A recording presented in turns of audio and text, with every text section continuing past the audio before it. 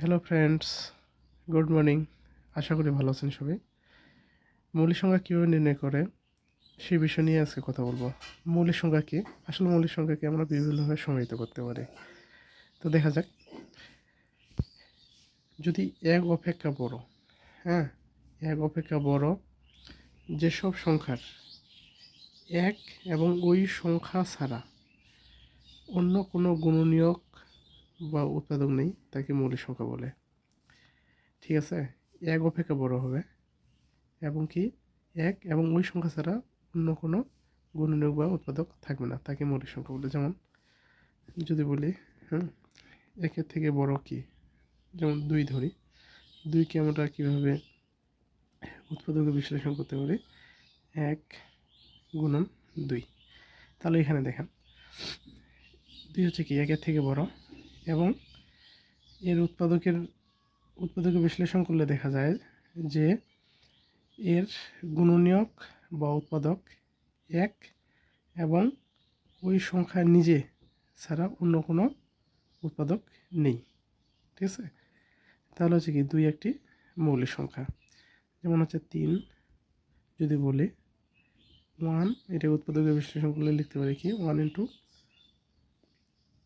3, হ্যাঁ, মানে 1 ইন্টু 3কে যদি আমরা উৎপাদকে বিশ্লেষণ করি, তাহলে এখানেও দেখা যায় যে এর গুণনীয়ক 1 এবং ওই সংখ্যার নিচে ব্যতীত অন্য কোনো গুণনীয়ক বা উৎপাদক নেই। তাহলে 2, 3 এগুলোকে মৌলিক সংখ্যা বলে। আবার অন্যভাবে বলছি কি, যে সংখ্যা 1 এবং ওই সংখ্যা দ্বারা বিভাজ্য,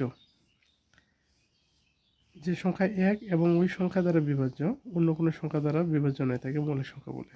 যেমন আমি যদি 2 এর কথাই বলি, আচ্ছা 2 কি দিয়ে নিঃশেষে বিভাজ্য? 2কে আমরা 1 দিয়ে ভাগ করতে পারি, তাই না? 2কে 2 নিঃশেষে বিভাজ্য। আবার হচ্ছে কি 2কে আমরা কীভাবে ভাগ করতে পারি? 2 দিয়ে, 2 একে 2, ঠিক আছে, যে নিঃশেষে বিভাজ্য।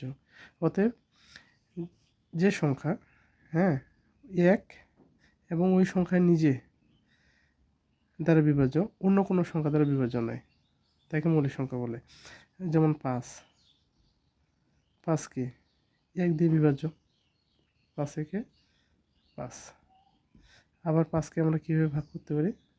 5 দ্বারা, 5 একে 5। হ্যাঁ, একে কি 2 দিয়ে বা 3 দিয়ে ভাগ করা যাবে? ভাগ করলে কি নিঃশেষে বিভাজ্য হবে? আসবে না। অতএব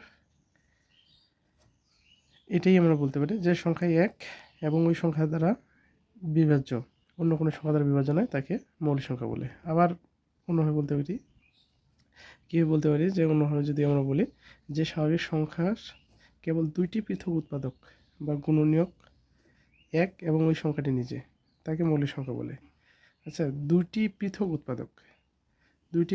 উৎপাদক বা গুণনীয়ক 1 এবং ওই সংখ্যাটি নিজে, যেটা বললাম যে এটাকে যদি উৎপাদকে বিশ্লেষণ করি, তাহলে কি এটাকে উৎপাদক বিশ্লেষণ করলে কীভাবে লেখা যায়?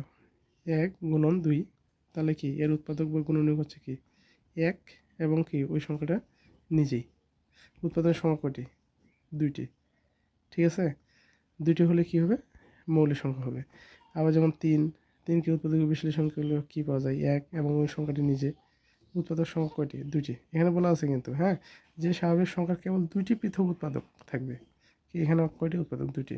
তার মানে কি এটা হচ্ছে কি মৌলিক সংখ্যা। যে 3-এর উৎপাদক বিশ্লেষণ করলে গুণনীয়ক বা উৎপাদক পাওয়া যায় 1, 3। এর উৎপাদক সংখ্যা 2টি, তার মানে মৌলিক।